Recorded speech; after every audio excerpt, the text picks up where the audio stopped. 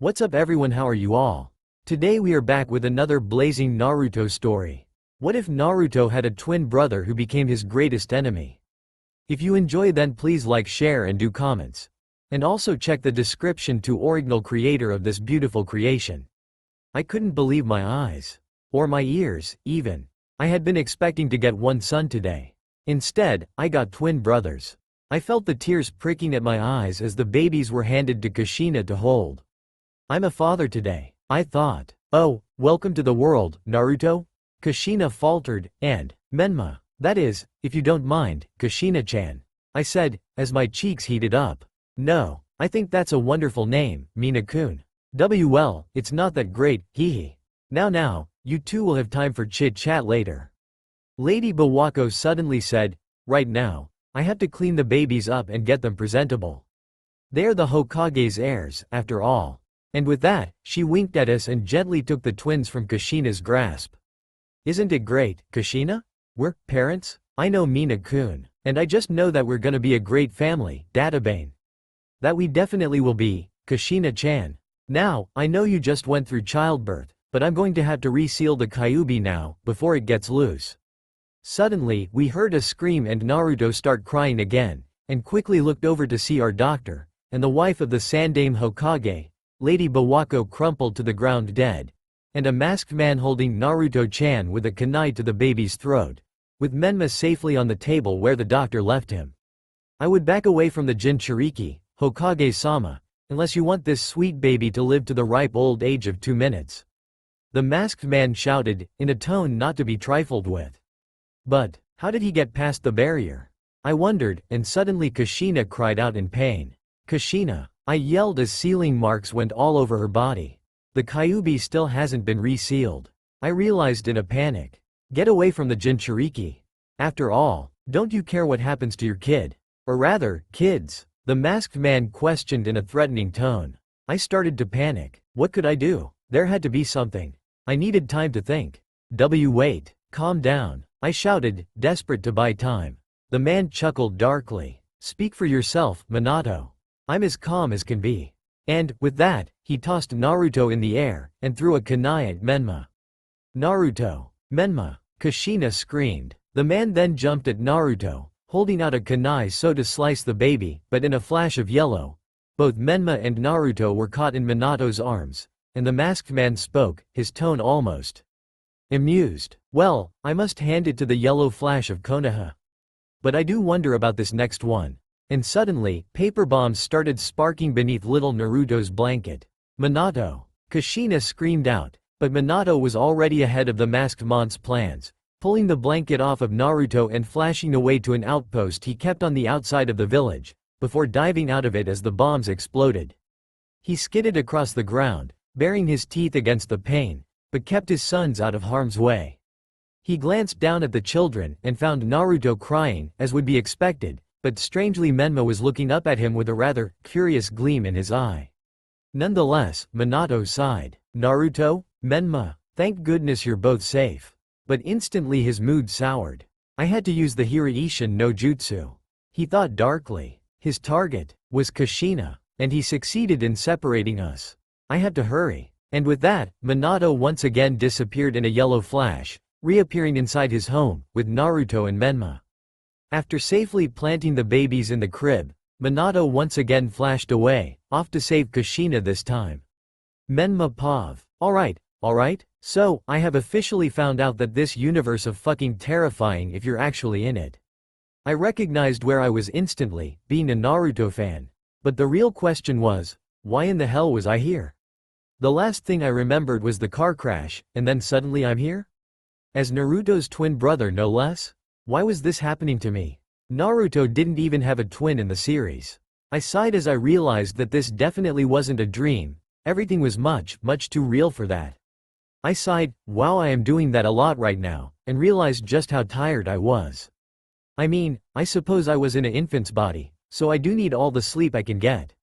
And with that, I drifted off.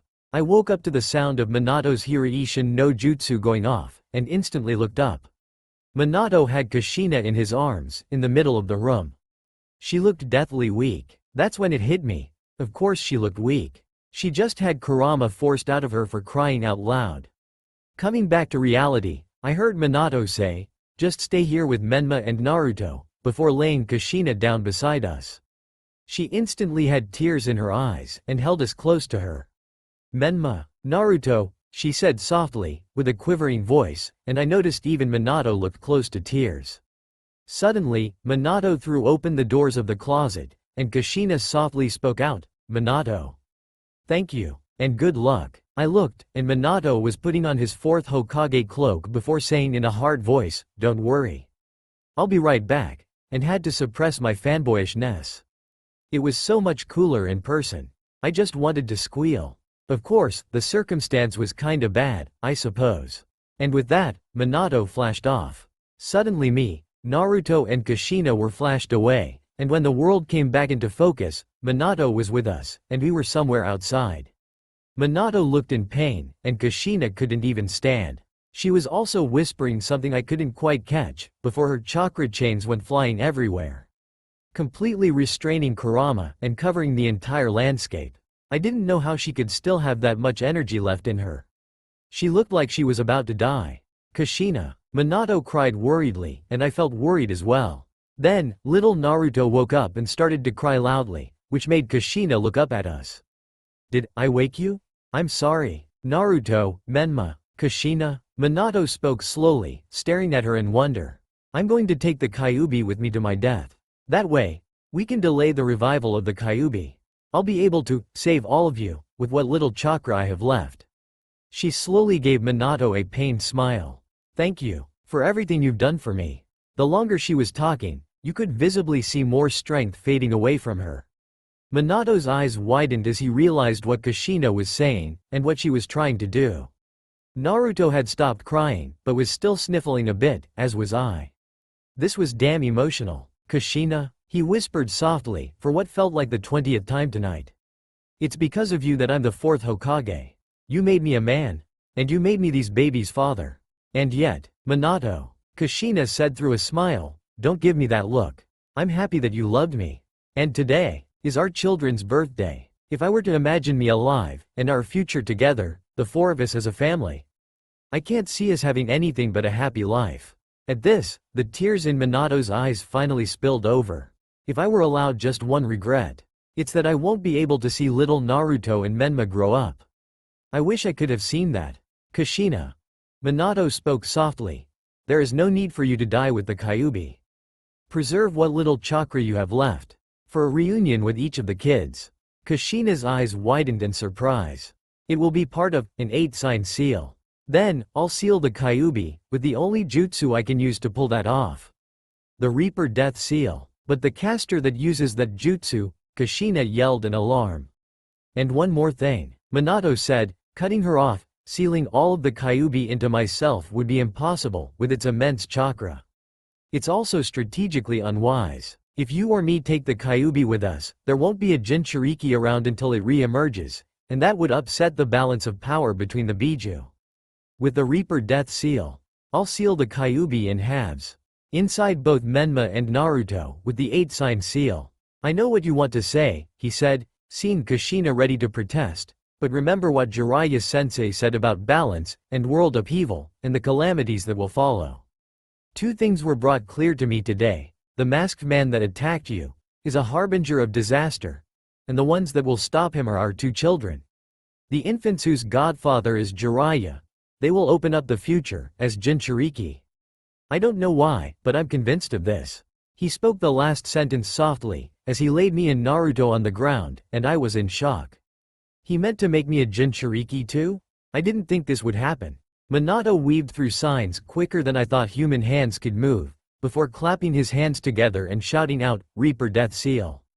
I couldn't see a difference, but I could feel the air around us get much, much colder, and I knew the Shinigami was behind Minato. Let's put our trust in these children. They are our children, after all. I couldn't believe what I was seeing. Here is in Pav. Those signs, don't tell me it's the Reaper Death Seal. I looked on worriedly, as I saw Minato and Kushina standing there over 2 children? Kushina couldn't have had twins, could she? But what were the little kids doing over there? I could see Kushina arguing with Minato over something, but what could they be arguing over right now? There were too many questions to ask, and Kushina looked to be in a near-death state. I tried to push in to see what was going on, but the whole area was sealed off by one of Minato's seals. There was no way to get in. "Lord Third, what's wrong?" asked two shinobi as they landed beside me. Silently, I pushed my way forward to see what was going on, and the seal blocked me again. "It's no good. I can't go further than this point, because of the barrier put in to keep the Kyuubi from escaping," I said, angrily. Those two are planning on taking care of the Kyuubi by themselves. What were they thinking? And why were their twin children there? Suddenly, even from where we were standing, we heard Minato shout, "Seal!" And then, suddenly the Kyuubi shrunk to half its size, and a giant form of chakra flew directly into one of the children. He can't be thinking of making two Jinchuriki out of his twin children, could he? He actually used it, I whispered softly. But the Kyuubi wasn't he able to complete the seal? Shouted another shinobi. It's gotten smaller, but... Suddenly, the Kyuubi moved itself within the chains, as it was now only half its size, trying to get to the other baby before it could get sealed again. My eyes widened as I realized that both Minato and Kushina had jumped in front of it, so it wouldn't reach the blonde-haired baby sleeping on the altar. Of course, that caused the claw to go directly through both of them, impaling them. "They shielded him," spoke another shinobi, softly.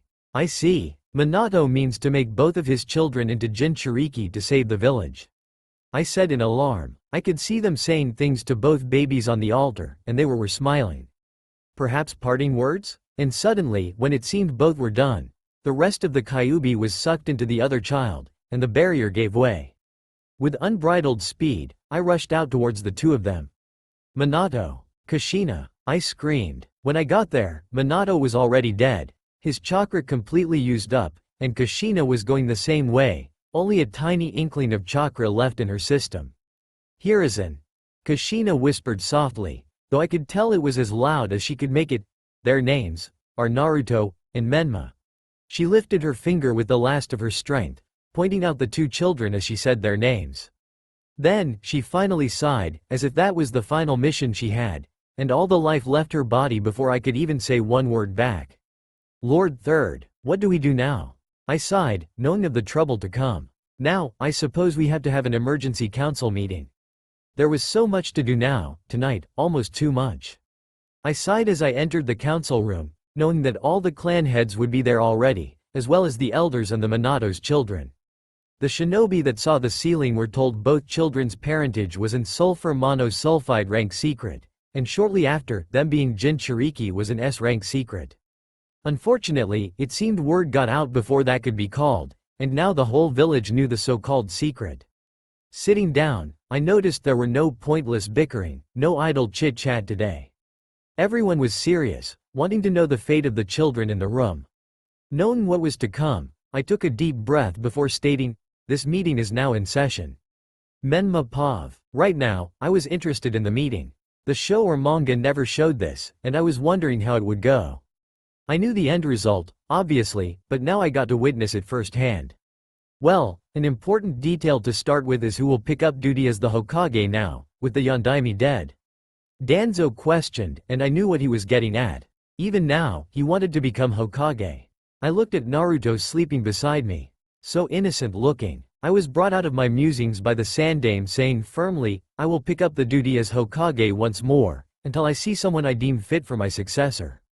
Are there any arguments with that? Danzo muttered something under his breath, before telling the Sandaime he thought that was a good idea.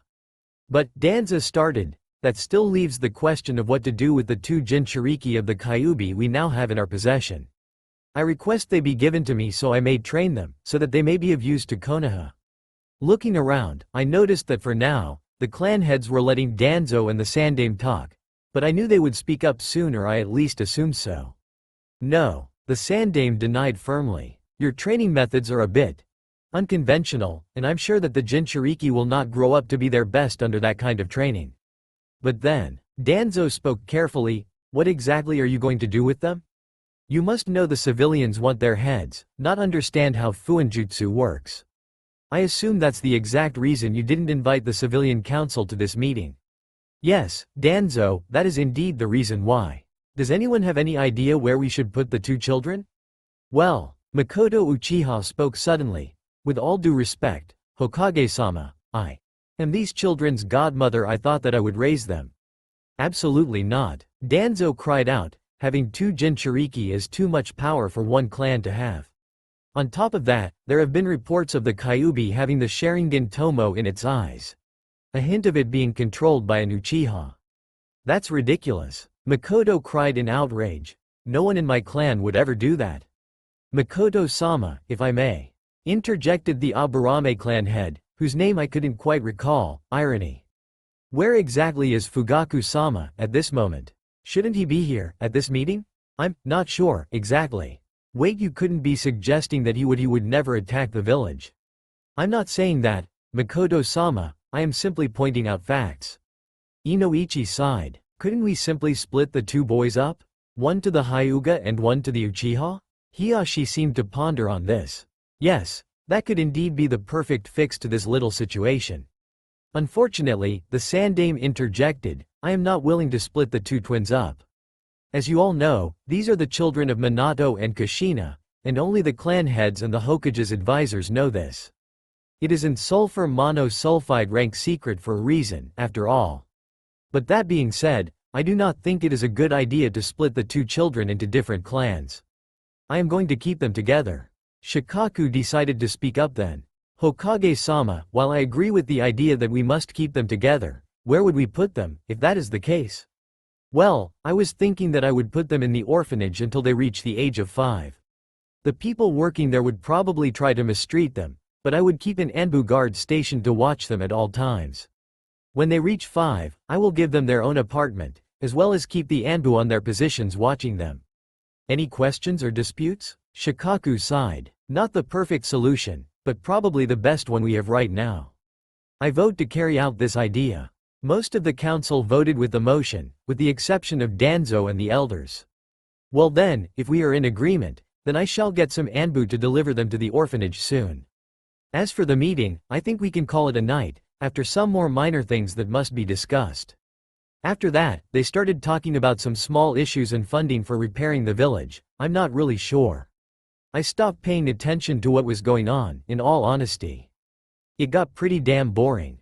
Eventually, I fell asleep. When I woke back up again, the council meeting was over, and the only people left in the room were Jiraiya and the Sandame.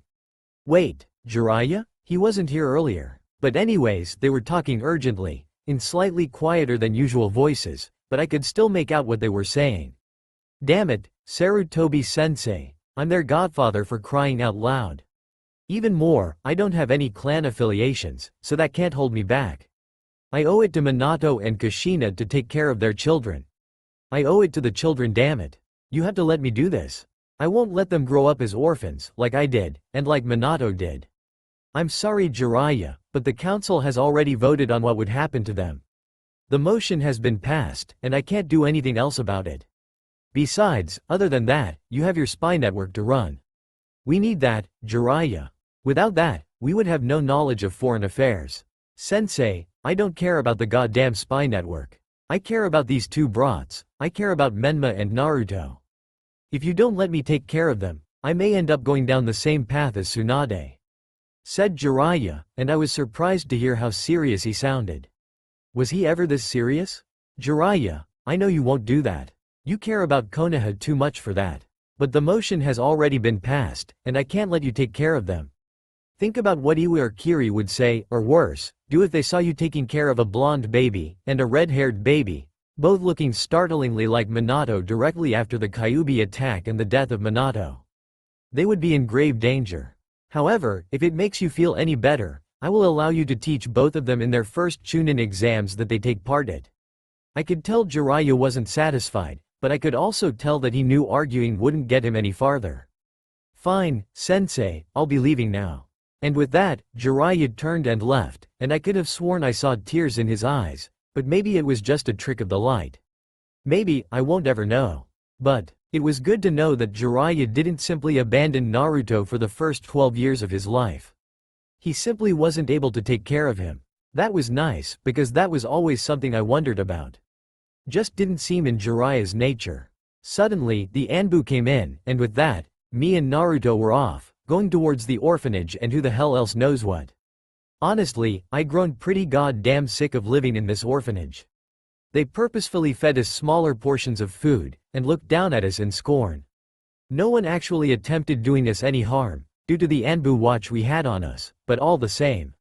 I didn't think I'd be able to stay here much longer. Thankfully, tomorrow was our 5th birthday, and if what the Hokage said was true, we would get our own apartment today. I smiled, thinking about how great it would be to finally get out of this dump. But honestly, I didn't realize how much of a difference chakra made to people here. Some people scoffed at Naruto in my old world for how unrealistic some parts of it were, but now I could actually believe it. The chakra flowing through me made me feel very different, much more powerful. I wouldn't have noticed anything. I always had chakra, but since I lived a long time without it, it felt very different to me. Menma, I heard Naruto cry out, which made me grin. Why do you like to hide so much, Datbeo? I'm just hiding from those guys at the orphanage, Naruto. You know why, but tomorrow's our birthday. Let's go to bed early, so we can get up earlier. I sighed. Naruto, our birthday is also the anniversary of the Kyuubi attack. You know we can't celebrate something like that. Besides, the stares the villagers give us make me feel like they wouldn't want us to be happy about anything. Naruto's face fell. I just don't understand why they keep looking at us like that. Calling us demons, and all that, Ttebeo. I bit my tongue to keep from spilling. As much as I wanted to tell Naruto, he would inevitably go and ask the Hokage why he didn't tell us, and then I would be in hot water, trying to explain why I knew that. I couldn't very well tell the truth, could I? Come on Naruto, let's go to bed. When he didn't look any happier, I said, and tomorrow, I'll buy you some Ichirakus. My treat. But in all honesty, I meant to make the Hokage pay. Really? Naruto yelled, alright, let's go to bed. I chuckled at how quickly I could raise his spirits with a few words. Settling into bed, I realized that I wasn't tired. So I did what I usually did when I couldn't get to bed, which is think about the future of this world. Honestly, my plan was to try and keep things as close to the original timeline as possible. I mean, things turned out amazing when that happened, with the Shinobi Alliance and such. Hopefully, I could save a few lives here and there, but that would be difficult without drastically altering the future. I blew some air out the side of my mouth. Trying to think of this kind of thing always gave me a headache. I could probably save Neji's life. His death didn't drastically shape the future in a way that preventing it would lose the war or anything, right? Thinking about these kind of things always made me tired. These were problems for the future. Right now, I was just 5 years old. Physically, I should be enjoying myself. Then I thought of the villagers' glares, and thought to myself, how can I enjoy myself when the whole village just wants me to be miserable? I sighed, and felt my eyelids droop. With that, I fell into a dreamless sleep. Naruto Pav. I yawned as I stretched myself awake. Why did I feel so excited last night again? Wasn't today supposed to be special or something? I glanced over at Menma, and that's when it hit me. It's our birthday today. Gigi promised me something special. Of course Menma's still asleep. I swear, if I didn't wake him up, he'd never wake up. Smiling, I got an amazing idea. Grabbing my water bottle, I uncapped the top and dumped all the contents onto his face. Instantly, Menma sat up, spluttering and gasping, before giving me a murderous stare. Naruto? Menma started, but I was already running out of the room, laughing as I did so. Get back here, Menma shouted, trying to sound angry, but I could hear the smile in his voice. You're gonna have to catch me, today. I yelled back, and that was how we basically ran 2 laps around the orphanage, still in our pajamas, before being stopped by the people that were supposed to be taking care of us. What exactly are you two, children, doing? It's still only 9 in the morning, yelled one of the caretakers. I looked sheepishly at Menma, who still had water dripping out of his hair. I started, trying to think of something. The early bird gets the worm. Menma finished pathetically. The caretaker's face went red, and that's when we both decided we better run for it. Running into our room, grabbing our day clothes, we ran out of the orphanage, still tugging our shirts onto our bodies. Laughing hysterically, I looked at Menma, who had tears in his eyes from laughter. So, he said, Ichirakus for breakfast? The Hokage said he would meet us there, right? Yeah, I said, trying to stop the giggling. He should be there by now. Let's go. Hiruzen Pav. So, Hokage-sama, began Mr. Ichiraku, I assume the two little brats will be joining you?" He finished with a grin. There were no malice in those words, and both Mr. Ichiraku and his daughter Ayame had developed a certain care for those two children, probably having already guessed who their parents were. After all, Kushina would drag Minato here practically every date they had, since she absolutely loved ramen. Minato enjoyed it, but wasn't obsessed with it as Kushina was. But that didn't matter, since I didn't think these two would be ones to tell people information as crucial as that. Nor would enemy shinobi think about kidnapping a ramen chef for information. So, I let it slide. "Yes, Ichiraku. After all, it is their birthday today," I said, chuckling. Ichiraku looked around sheepishly. "So, I'll treat Menma and you'll treat Naruto, right?" Smiling, I agreed to that. It made sense, anyways, since him treating Naruto would practically put them out of business. "Gigi," I heard from behind me, and turned around just as a big yellow mop of hair tackled me into a hug. "Hello, Naruto," I said, "happy birthday." Looking behind him, I saw Menma walk into the shop, gasping for air. "How do you run that fast, for that long?" he managed, and I chuckled, knowing just how energetic Naruto was. "And happy birthday to you, too, Menma." "Thank you, Hokage-sama," he managed out, between breaths. I smiled at the formality. While Naruto had took to calling me Gigi, Menma still prefers to call me formally, saying Hokage-sama, or just Hokage. Honestly, it was quite interesting. While both children have the same face, a mix of Kushina and Minato's features, Naruto has hair that looks exactly like Minato's and Menma has hair that's the spitting image of Kushina's, just much shorter, but still the same sleek sheet of red hair. Naruto even had a verbal tic, just like Kushina. It's interesting that the one that took Minato's hair would act exactly as Kushina did at this age, and the one that took Kushina's hair would be a lot more like Minato, personality-wise. Not to say that they didn't have their moments, though. They truly were the children of Minato and Kushina. "Well boys, are you ready for breakfast?" I questioned, which resulted in a grateful yes from both kids. After we were done eating, Hiruzen, 1 bowl, Naruto, 14 bowls, Menma, 2 bowls. One looked at the two boys. "Now boys," I began, "I know how much you dislike living at the orphanage. So, I got you boys your own apartment to live in together. Happy birthday." Naruto's eyes went wide. "Are really?" he yelled, "Thank you Gigi." Naruto screamed as he jumped onto me. Chuckling, I looked over at Menma, who, while being much more restrained, definitely looked really pleased himself. After Naruto got off of me, Menma came over as well. "Thank you, Gigi," he said as he gave me a small hug. I chuckled. It was small, but it was a start. "This could be the best gift anyone's ever gotten us," he said, smiling wide. "Well boys, let me show you around the place," I said, leading them towards the apartment. Menma paused. Looking around the place, I had to say I was a bit disappointed.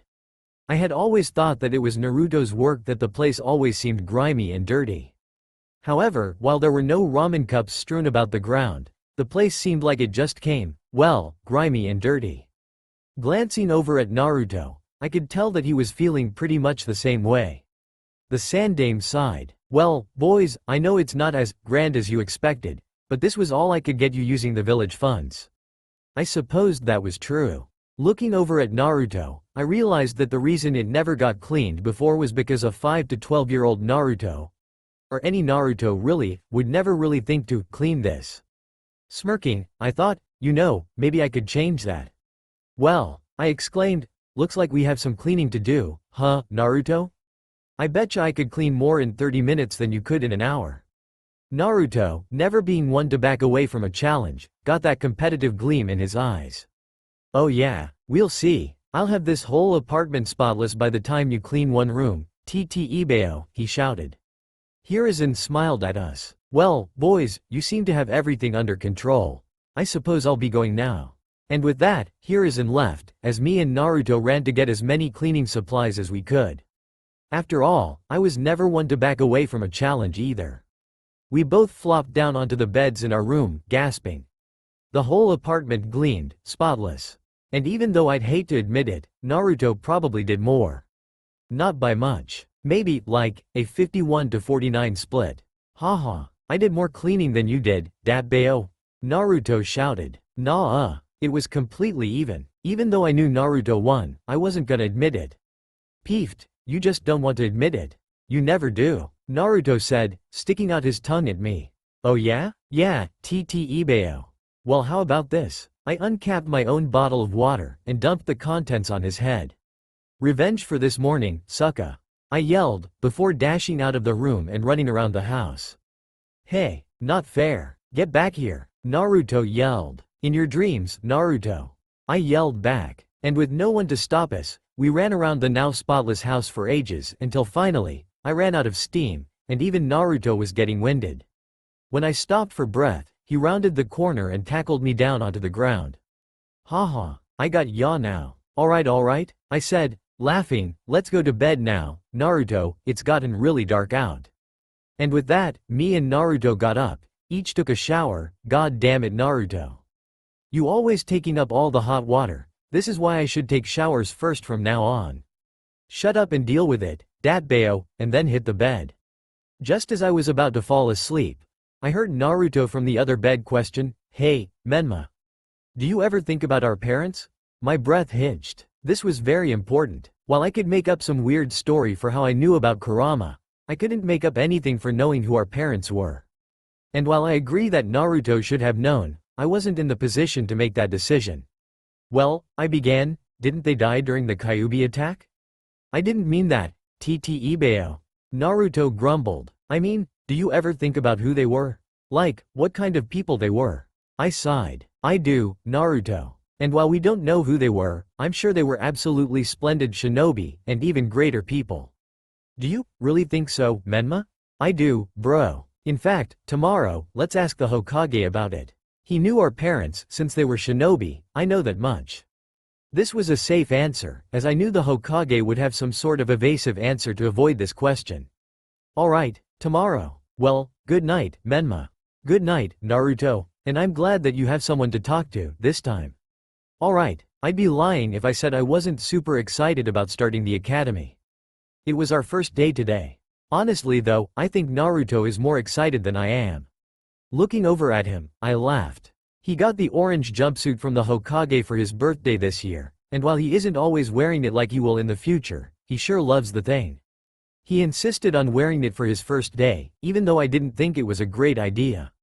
I had always liked the jumpsuit in the anime, but, in real life, I could tell how people thought it was stupid, especially for a ninja. The thing basically reflected light off of him, and was ridiculously noticeable.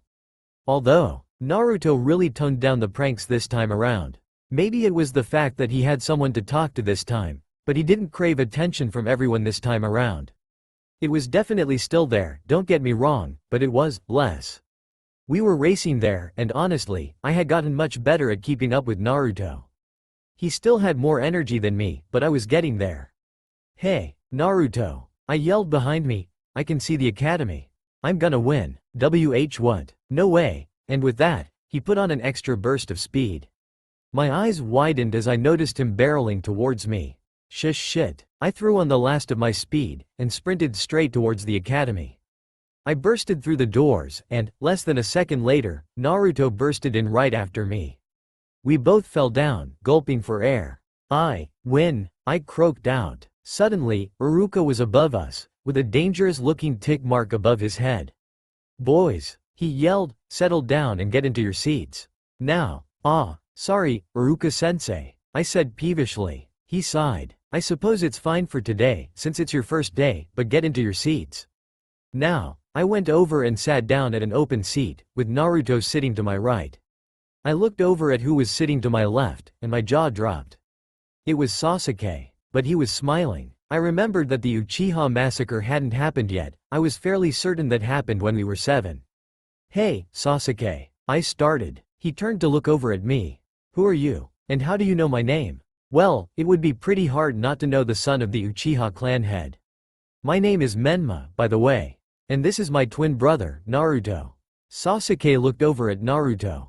Why is he wearing that ridiculous outfit? Hey, I'll have you know that orange is an amazing color. Whatever. I'd be surprised if you didn't turn out to be the dead last. Hey, guys, let's all try to get along, hey? It is our first day after all, I said, trying to keep the peace. Yeah, listen to your brother. I suppose he's the one who got all the brains. Alright, do you want to fight? Bring it on, Dobi. Stop, shouted Iruka, using his famous big head jutsu. Class is starting now. I looked around, and realized that the class actually had filled up since me and Naruto had run in. I looked over and saw Hinata staring at Naruto shyly. Had he already saved her from the bullies? How old was he when that happened? Well, he had to have, since I was fairly certain that's when her crush started. Then again, I do remember that one day Naruto returned home all bruised up, but he wouldn't talk about it. I suppose that it happened then. Now then, Iruka began, breaking me out of my musing. As of today, all of you are part of the Ninja Academy. In just 5 years, you will either become shinobi of Konoha, or you will fail, or drop out before that time. For now, can anyone tell me who the founder of Konoha is? Immediately, my hand shot up. Looking over, I saw that the only other person whose hand was up was Sasuke. Menma? Inquired Iruka. The founder of our village was Hashirama Senju, with the help of Madara Uchiha, who later turned against the village. I said confidently. Iruka blinked, surprised. No doubt he thought I would get it wrong, and he would have to call on Sasuke. That's correct. More than I asked, actually. Where did you learn that? I spent a lot of time in the library. That was a complete lie. I never went near that place after the first time I tried, when the owner threw me out of it. Iruka smiled at me. Well, it's good to see someone with such interested things at a young age. After, Iruka went on about other things, like our duty should we become shinobi and blah blah blah. I stopped paying attention after a while. I was never good in classes, and in high school I was actually on my phone all class all the time. I yawned. I already knew everything we would learn about in this school, thanks to the anime, so this would be a boring 5 years. Time skip, 5 years later. Menma Pav. Finally. Today was finally the last day at the academy. I can finally start doing something. Me and Naruto were on our way to the Genin exams, and like Sasuke predicted, Naruto was dead last in the class. I, on the other hand, was pretty high up. Knowing everything but the 3 academy jutsu beforehand does that for you.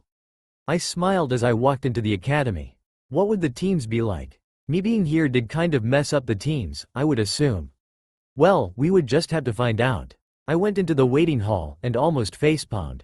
Me and Naruto would be last to take our test. Of course, walking out of the hall with his Hite 8 already was none other than Sasuke Uchiha. We had talked occasionally before the massacre, but afterwards he had disconnected from me as well. Him and Naruto still had that rivalry going on, and I was trying to be his friend. Hey, Sasuke, congratulations. Passed as Rookie of the Year, huh? Was his response as he walked past. Arg, what a jerk. How can you stand trying to be friends with him, Menma? Naruto questioned, and I smiled. If only you knew, Naruto. If only you knew. Hiruzen Pav. So, Hokage-sama, what are you going to do with the teams this year? Kakashi asked, strolling into my office. I chuckled, knowing what he was getting at. He was the head of Anbu Watch on Naruto and Menma for years, after all. Well, I am going to have to keep the Ino Shikacho trio together, unless I want to hear an uproar from the clan heads. Kakashi sighed. You know what I'm asking for, Hokage-sama. Can I have the 2 kids on my team? I chuckled again. I was planning on keeping them on the same team anyways, Kakashi. But the elders want you to teach Uchiha Sasuke as well, as you have the Sharingan. So, I suppose that can be your team. Kakashi med in thought. That sounds like it could be fun. The 2 brats, and an Avenger. With that, Kakashi turned and left. Menma Pav. I entered the classroom right before Naruto did. Alright, said Iruka-sensei. Menma, can you please perform the clone jutsu for me and Mizuki? I grimaced, knowing that they would choose this one. Knowing the outcome anyways, I focused a lot of chakra into the technique. Grinning as blue chakra surrounded me, I shouted out, clone jutsu. And with that, the whole class was filled to the brim with clones. I knew that the reason me and Naruto couldn't do this technique was because of the fact that we had way too much chakra. So I thought, what if we poured in a ridiculous amount of chakra, trying to make a ridiculous amount of clones? And while it wouldn't work whatsoever in battle, I would think it was enough for this test. As the smoke cleared, about 98% of the clones created were pale and on the ground, their tongues lolled out of mouths. But 2 of the clones were completely normal looking. I smiled at Iruka and Mizuki. What about that? I pass, right? Iruka chuckled and shook his head. I've never seen it done this way, but I suppose you did make 2 working clones. That is still 1 working clone lower than the rest of the students, but with what you received on the written portion of the exam, I think we can pass you. Don't you think, Mizuki? Mizuki smiled. Yes. Why don't you come up and get your headband, Menma? And on your way out, do tell Naruto to come in. Thank you very much, I said as I came forward and took a headband. Walking outside, I held it up for Naruto to see. Yo, I'm a ninja now, I shouted as I came towards Naruto. Alright, if you can do it, I know I can, he joked. Ha, we'll see, but remember what I told you about the clone jutsu. Focus on making a lot of clones, instead of 1 working one. It'll work out. I'll try, bro, but that still never seemed to work for me. It will this time. I believe in you. His eyes glowed. Alright, I can do this. He ran in. Only a little while later, he came back outside, looking very depressed.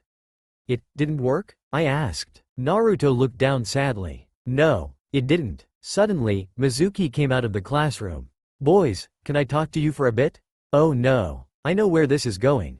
I thought, but I went with him anyways. Naruto. He started, I know you're very depressed about failing this exam. But I have a way for you to pass. And Menma, if you do this too, you can be announced Rookie of the Year. All you have to do is go into the Hokage's tower and steal the scroll of stealing, and learn a jutsu from that scroll. If you manage to do that, then I can do what I said. Naruto's face lit up, and I knew I would have to accept too. After all, this was the perfect opportunity for an excuse to know what we were holding inside our stomachs. We'll do it, we both proclaimed. Hiruzen Pav, Hokage-sama, I heard a shinobi shout. Naruto and Menma have stolen the sacred scroll of sealing. We cannot let this go this time. I looked around at the shinobi that assembled here, and sighed. I supposed that I would have to do something. Go, find them and bring them here. Hi. With that, they all disappeared, and I went inside to use my crystal orb. It allowed me to see anywhere inside the village, or close to the walls, including the woman's hot SPR scratch that thought. I used it to find where Naruto and Menma were. There, a little bit outside the village, pondering over the scroll of sealing, and training? I could see them forming the signs for the shadow clone jutsu, and decided this might be good for them. After all, Naruto and Menma had an obscene amount of chakra. If they learned the Kage Bunshin, then it would only help them in the end. My eyes widened as Iruka appeared at the scene. This was about to be very interesting. Menma Pav. I was out of breath, but I think I may have finally got it down. Damn, learning how to use the Kage Bunshin was harder than I thought it would be. It took a whole hour, and most of my endurance. The Hanjin Kawarimi took my about 15 minutes, for crying out loud. Suddenly, Iruka appeared right before us. Naruto? Menma, what in the hell are you two doing out here? Do you have any idea how much trouble you're in? Suddenly, Naruto piped up. Iruka-sensei, me and Menma learned a technique from the scroll. Doesn't that mean that I get to graduate, and Menma is the Rookie of the Year? Huh? Iruka seemed very confused. What? Who told you that? Mizuki-sensei did. He told us about this place, and where to get this scroll. I stated. Iruka's eyes widened. Mizuki did? He whispered. Suddenly, we were shoved out of the way, and when I looked back, Iruka had a bunch of kunai in the wall around him, as well as one in his leg. What's going on here? Naruto asked, clearly confused. Naruto. Menma, don't let Mizuki get the scroll, no matter what. Iruka shouted. It's a forbidden scroll with dangerous techniques. Don't let Mizuki get a hold of that. Naruto? Menma. Mizuki said, dangerously calm. Iruka is afraid of you two possessing that scroll. What? Naruto said, eyes wide. What are you saying, Mizuki? Don't believe him, you too. Iruka asked. Mizuki laughed. I'll tell you the truth. He stated, to which Iruka yelled, don't. A law was created, 12 years ago during the Kyuubi attack. A law that only you two can't learn about. A law? I inquired. Yes. A law stating that both of you are split parts of the Kyuubi that attacked this village and killed Iruka's parents. You two are the demon fox. Now, die. And with that, he hurled one of his massive shuriken at us. Duck, you two. Iruka yelled. Shit, I thought, trying to think of something to do, but before I could, Iruka had shoved me down and the shuriken sunk into his back.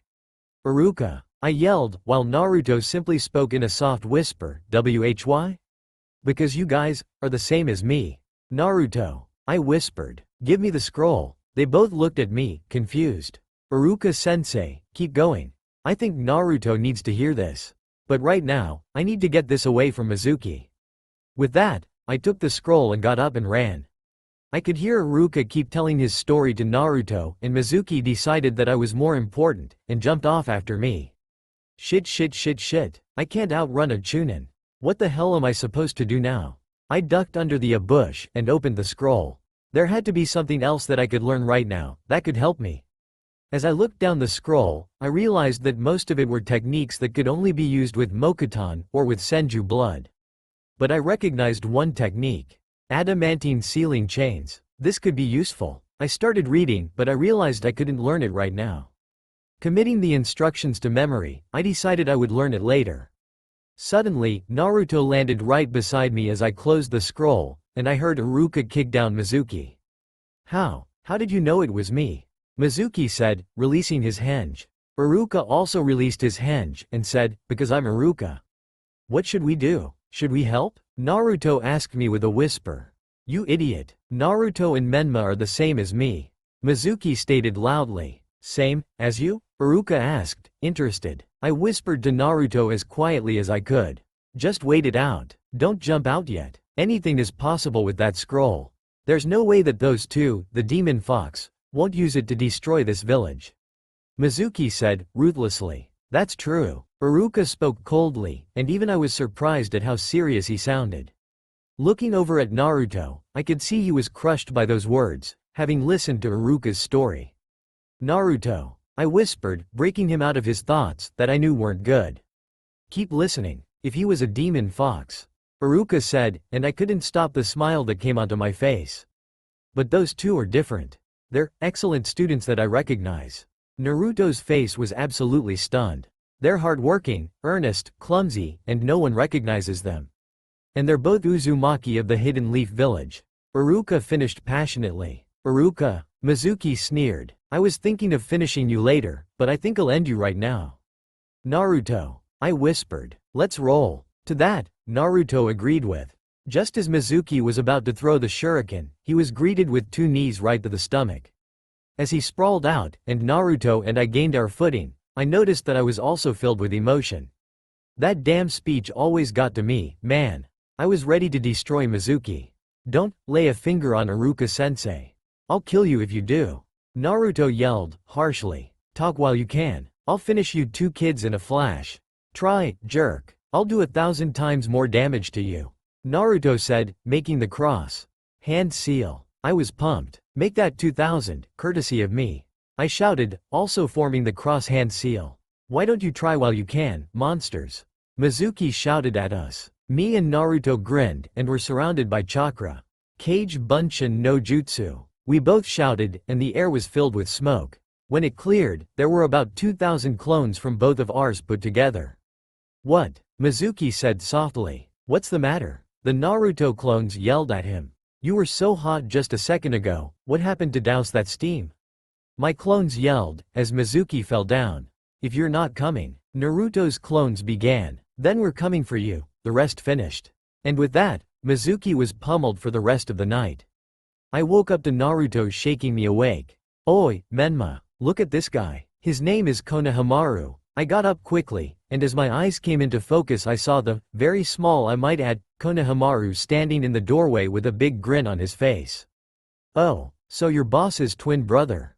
My name is Konohamaru." I looked between a grinning Naruto and an ecstatic Konohamaru a few times. "Naruto," I began, "wake me up tomorrow when the teams are picked out. I'm too tired from last night for your insane antics." Konohamaru visibly deflated, but Naruto just laughed. "Oh come on bro, we're finally ninja now. But alright, I'll see you around." For now I had to teach Konohamaru my original technique. Kono's eyes lit up. "Original technique? No way. What's it called?" I groaned. "Don't even ask him about it. It's called the Oiroke no Jutsu." "Now come, Kono, we have to do research to get you prepared." I watched as they left the room, and then just threw myself back at my bed, and fell asleep. When I woke up later, I realized that I should probably do some training on learning the adamantine sealing chains. So, I got myself up and dragged myself over to the vacant training grounds me and Naruto used when learning the Academy 3. Trying to remember the exact wording, I remember that there was very specific wording to learning this jutsu. You must be a pure-blooded Uzumaki to use this technique, as it harms even half-blooded Uzumaki to attempt to mold the chains, huh? We'll see about that. I made 20 kg bunshin to help me train and we went about it. After about an hour, one of the bunshin screamed out before popping, and when his memories entered my head my eyes widened. He had succeeded in molding the chains, but the physical harm in doing so had caused him to pop. I dispelled my clones, and attempted to mold a chain myself. I felt the chain form under my skin, and then attempted to shoot it out like a projectile the way the scroll described. Suddenly, there was searing pain as the chain shot through my chest, and I screamed in pain. The chain flew and embedded itself into a tree, almost cutting straight through it, but I dropped to the ground in pain. Gritting my teeth, I tried to get back up. Suddenly, I felt someone land beside me. Are you hurt? Where did you learn to do that? Kakashi Pav, Uchiha Obito, Rin, Namikaze Minato, Uzumaki Kushina, Hitaki Sakumo. These were the names I stared at as I looked over the memorial stone. But suddenly, I felt a very familiar flare of chakra, one I hadn't felt in a long time. It almost felt like Kushina, but that's impossible. I ran full speed towards the source as I heard a very loud scream of pain. Arriving, I saw the person I had sensed, and recognized it as none other than Uzumaki Menma, my sensei's son. But not only that, there was a chakra chain coming out of him that embedded itself into a tree. The only other person I had ever seen use this jutsu was Kushina, and with chakra so similar it explains why I thought he was her. I thought as I landed next to him. But that still left questions. Are you hurt? Where did you learn to do that? I asked, and I saw him strain himself in getting back up, as the chain dislodged itself from the tree and fly back into his chest. I am fine, I think, but I don't think that jutsu was supposed to feel like that. But where did you even find out about that? I asked, as he shouldn't even know about it. I saw it in the scroll of sealing, and since it said Uzumaki, I thought that I could learn to use it. It seemed like a useful jutsu. He explained, already seeing the flaws in his own reasoning. I sighed. Don't use that jutsu again without proper training. You just graduated from the academy, right? You'll get your Junin sensei soon, so ask him about it when you get it. It's dangerous, even for an Uzumaki. I smirked under my mask while doing this explanation, knowing full well that I would be his sensei. Well, if he passed my test, that is. He nodded. Hi, but, mister, how did you know I just graduated and all that stuff? I gave him an eye smile. Well, that's because I am a Junin sensei. And I definitely keep tabs on who I could be teaching. Well, Yane, I said, and turned and left without saying another word. Menma Pav. So, Kakashi didn't want me to practice until I was in his team, so he could teach me. Worked for me. I probably needed his help anyways, to use it without hurting myself too seriously. I felt like Shikamaru, honestly. I could describe this whole day with just one word: troublesome. As I looked up, I noticed that the sun was setting. Well, I suppose it was time for me to go to bed. I trudged back to the house, and noticed Naruto was still gone. That didn't worry me, he was probably still out with Kono. I threw myself onto my bed, and quickly dozed off. Surprisingly, the following morning, I was the first one to get up. I looked over at Naruto peacefully sleeping. Oi, Dobi, get up, I said as I threw my water bottle at him. He quickly got up, as the bottle bonked him on the head. Why are you calling me that too?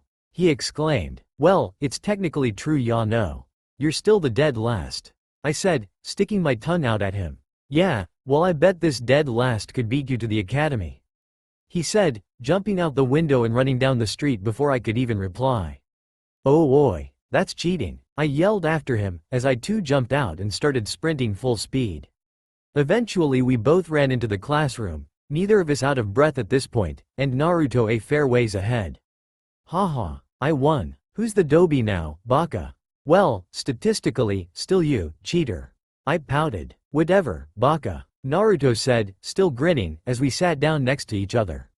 Looking over, I realized Naruto was also sitting beside Sasuke, But he didn't seem to realize that until the fangirls started to swarm and scream at us for taking the seats next to their sweet Sasuke-kun. I rolled my eyes, but that's when I noticed where Naruto was. Squatting in front of Sasuke, both in a staring match. My eyes went wide as I remembered what happened, but instead of stopping it I grinned and took my front row seat. Naruto. I heard Sakura whine, "Stop staring at Sasuke-kun." Naruto gave her a distraught look before looking back at Sasuke. "Sasuke, just beat him up," yelled someone else in the crowd. Suddenly, Naruto flew forward, and someone in front of him said a quick, "Sorry," before turning around. His eyes widened. The fangirls stopped talking. My grin widened. Oh, if only the fangirls from my world could see this with their own two eyes. I think their hearts would stop. Haha. Naruto and Sasuke quickly backed off, and started hacking and coughing, and overall just dying. I just couldn't contain my laughter. I was crying, pounding on the desk with my fist. "Naruto?" the group of fangirls said slowly. "You're dead." I laughed even harder at the scene of Naruto getting pounded on, before Iruka walked in and broke it all up. I zoned out as he droned on and on about our duties and blah blah blah, but finally tuned back in when he started talking about our teams. He rattled off numbers, but my eyes widened and I was pretty surprised to hear Shino put on Team 3 with two others that I had never heard of before. Did that mean he wouldn't pass? I shrugged. Didn't matter to me. Team 7, Iruka stated, and that's when my ears perked up and I looked over. Uzumaki Naruto, Iruka said, and Naruto also perked up. Uzumaki Menma. Me and Naruto looked at each other and grinned. "That's great, Datbeo," Naruto said, happily. "Now as long as we don't get that Sasuke Jair, and Uchiha Sasuke." Iruka finally finished, and Naruto just stopped mid-sentence and deflated, putting his head down. I looked over at Sasuke and grinned, but he simply, ed. Next, Team 8, Hyuga Hinata, Inuzuka Kiba, and Haruno Sakura. That was interesting, I decided. Not only interesting, but different. I wondered how that would work. The rest of the teams went on as usual, and finally we braked for lunch. I looked at Naruto and Sasuke. "I'm going to take a nap. Wake me up when the lunch break is over." Sasuke simply, ed again, while Naruto didn't even say anything, and was staring at Sasuke. I realized he was going to do something dumb, and what the heck. I'd let him. I put my head down and went to sleep. "He's late," Naruto put simply. I sighed, knowing that exactly this would happen anyways. Why is it that only our sensei is late? That's just not fair. Everyone else already went off with their new senseis, and we're just sitting here waiting. Iruka sensei already went home. Naruto whined. I looked at the clock. 3 hours, if my memory served me right. That's exactly how late Kakashi was every day. No more, no less. I looked at Naruto. I give him the next 5 minutes. Trust me. But Naruto was already laying his famous chalkboard eraser prank. 5 minutes later exactly, Kakashi sensei walked in, and the chalkboard eraser hit him square on the top of the head. Naruto immediately burst out laughing and pointed at him. It worked. It actually worked. What kind of Junin would fall for that? Ha ha ha. I chuckled a little bit at the miffed look on Kakashi's face. You had to admit, it was a little funny. I said, while Sasuke just stayed silent. Kakashi gave us all a quick once-over. My first impression, I hate you. Meet me on the roof. And with that, he shunshined off onto the roof. After we had all gathered on the roof, Kakashi simply stated that we should introduce ourselves, and I asked him to go first, to show us how it's done. Well, let's see. My name is Kakashi Hitaki, I like, I dislike, my dreams for the future. Kakashi lamely stated, and I felt my eye twitch. Even knowing what was coming, that was pretty pathetic. Why don't you go first, Mr. Jumpsuit? He said, referring to Naruto. My name is Uzumaki Naruto. I like ramen, menma, and the color orange. I hate the 3 minutes it takes to cook the ramen, and my dream for the future is to become the Hokage, and make everyone in the village acknowledge me, and look at me with respect. Alright, very nice. Now you next, blue sweater. Kakashi said, looking at me. I sighed. My name is Uzumaki Menma. I like training, Naruto, and a variety of colors, although blue stands out to me. I dislike people who are mean to other people based on something they can't control. At this I saw Kakashi's eyes gain a hint of interest. My dream for the future, to become a superb ninja, strong enough to be the Hokage's right-hand man. I said, grinning at Naruto. Alright, very interesting. Now, last guy. Kakashi said lazily. My name is Uchiha Sasuke. There are many things I hate, but very few I like. I have an ambition that I have no intention of leaving, just a dream, that is, to kill a certain man. I saw Naruto's eyes widen, but Kakashi knew what to expect from him. Now that that's over with, we will begin with some survival training tomorrow. But, he said, seeing Naruto was about to cut him off. This is no ordinary survival training. Out of the 27 graduates, only 9 will become real genin. The rest will go back to the academy for another year. This will be an exercise to determine if you will be the one to become genin. Tomorrow, meet me at Training Ground 7 at 5 a.m., and don't eat breakfast, or you'll just throw it all up. That will be all. I will see you all then. Yane, and with that, he shunshined off. I looked over to Naruto and Sasuke. Are you two ready for this test? Because us 3 together are gonna pass. I said with excitement. Sasuke simply looked over and, Ed one last time, before heading off towards his home. Ah, what a jerk, Ibeo. Naruto said. Come on Naruto. Let's get some rest before the test tomorrow. I feel like we're gonna need it. I groaned and sat up as the alarm clock started to blare. Looking over, I saw Menma easily sleeping through the alarm clock.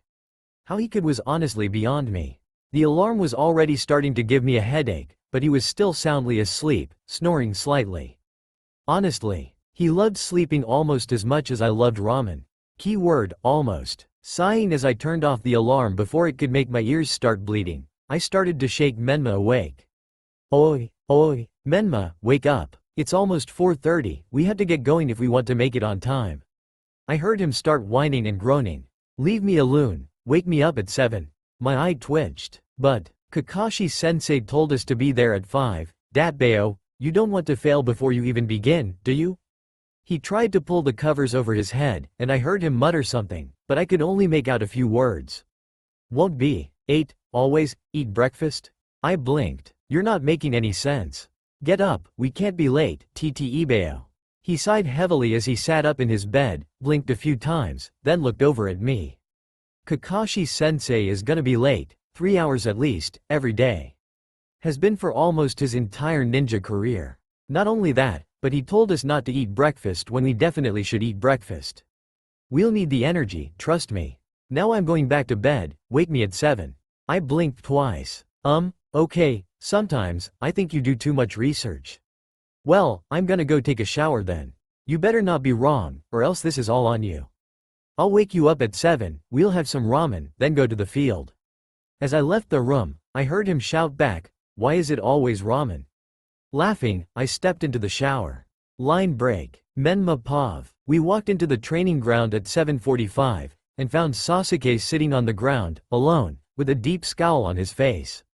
Where were you two? You're both almost 3 hours late, and I've been sitting here by myself. Sasuke growled. I laughed. Relax, Sasuke. I did some research, and found out Kakashi-sensei is at least 3 hours late for almost everything. So, we stayed home and had some breakfast. Sasuke sneered at us. Sensei told us specifically not to have breakfast. Naruto grinned. Would you rather do this survival training on an empty stomach, with no energy, or with a whole bunch of energy, Datbeo? Sasuke looked annoyed, probably because the supposed, dead last, looked at the whole, don't eat anything, rule better than he did. Here, Sasuke, I brought you a bento with some dumplings and tomatoes. Eat up, I said, smiling at him. Naruto laughed. Tomatoes? That doesn't sound like something Sasuke would like. He probably hates tomatoes, Datba, yo? Naruto said, slowing down at the end because of Sasuke accepting the bento box and eating a slice of tomato. Thanks, Menma, Sasuke said, slowly. I grinned, putting my hands behind my head. No problem, Sasuke. Sasuke was almost done his food when Kakashi-sensei strolled into the training ground, with a goofy eye smile and scratching the back of his head. You're late. Me and Naruto yelled at him, pointing our fingers accusingly. Ma, you see, there was a black cat, and I couldn't be getting bad luck, so I decided to go the long way. Liar. Me and Naruto shouted at him. Kakashi apologized again, then looked at the empty bento box at Sasuke's feet. Did you eat something, Sasuke? I brought him the food, Kakashi-sensei. I said, trying to look guilty-ish. And may I ask why you brought him food, Menma? Because although you told us not to eat for the test, we need energy to pass. And if we didn't eat, we wouldn't have enough energy. Kakashi gave a thoughtful hum. Anyways, on with the test. Your goal is to get one of these 2 bells. Kakashi said, dangling the bells in front of us. Whoever doesn't get a bell will be tied up and not given any lunch. Not only that, but these 2 bells are your key to pass. If you get one of the bells, you pass my exam and get to be taught by me, and become an official genin of Konoha. Anyo, if we have to get one to pass, then why is there only 2 bells? Naruto asked, confused. Kakashi gave a dark chuckle. You see, Naruto, whoever doesn't get a bell will be forced to go back to the academy for at least another year. And with only 2 bells, that means that at least one of you will be going back to the academy. But that's not fair. I worked so hard to get here, and I'm not gonna be sent back now. Naruto yelled, before charging at Kakashi and pulling a kunai out of his pouch and trying to grab a bell. Faster than I could even see, Kakashi had Naruto in his grip with the kunai pointed towards the back of Naruto's head. My eyes widened. How did he move that fast? I couldn't even see him. I knew it happened, but that was just absurd. Don't get so hasty, Kakashi said, dangerously calm. I haven't even said, start, yet. Me and Sasuke reflexively took a step back as he released Naruto. And remember, if you really want to get a bell, you'll come at me with the will to kill. Well, we're ready to start. I just hope Naruto didn't forget that I told him to follow me as soon as the test started before we got here. Ready, start. Me and Sasuke both dashed off for cover really quickly, but when I turned around to check if Naruto was following me, he wasn't. I sighed deeply. That kid won't listen to anything. I need to find a way to get him to remember what I say. Once, I was in hiding, I spared a glance over at where Kakashi was. Just in time to hear Naruto yell out at the top of his lungs, let's have a match. Fair and square. I sweat dropped. I'd forgotten just how bad Naruto was at this time of the story. As Naruto and Kakashi got started on their banter, I decided this was the perfect opportunity to find Sasuke. I left my spot and started looking around. Damn it, where did he hide again? Under these bushes? No, over here? Damn it, I was broken out of my musings by hearing Kakashi shout out, Konoha Taijutsu Ogi. Senin Garashi. I had to just stop and facepalm as I heard Naruto's anguished scream ring out through the training ground as the technique hit home. Sorry, Naruto, but better you than me, bud. With that, I continued my search for Sasuke while Naruto got out of the water and kept fighting Kakashi. Finally finding him hiding in a thick tree, I landed next to him, startling him. Sasuke, I whispered, what are you doing here? Shouldn't you be helping that idiot brother of yours get a bell, or hiding for your own chance to get a bell? Sasuke asked, obviously suspicious of my being there to talk to him. I rolled my eyes. Sasuke, just look at how poorly Naruto is doing. You may be better, but your opponent is a Junin.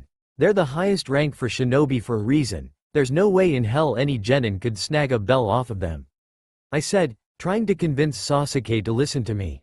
He narrowed his eyes. Then what the hell are we supposed to do? Just not try and take a bell? You heard sensei, if we don't get a bell we get sent back to the academy. I sighed. Sasuke, we can do a lot better of a job if all 3 of us attack him together. We can move in and then we can try and grab both bells at the same time. He looked at me, clearly still suspicious. Well, if all 3 of us grab the 2 bells, then which one of us is going to go back to the academy? We'll just figure that out when we get them. We won't even get a decision if none of us even get a bell. But, if it comes down to it, then I'll go back to the academy and you and Naruto can take the bell.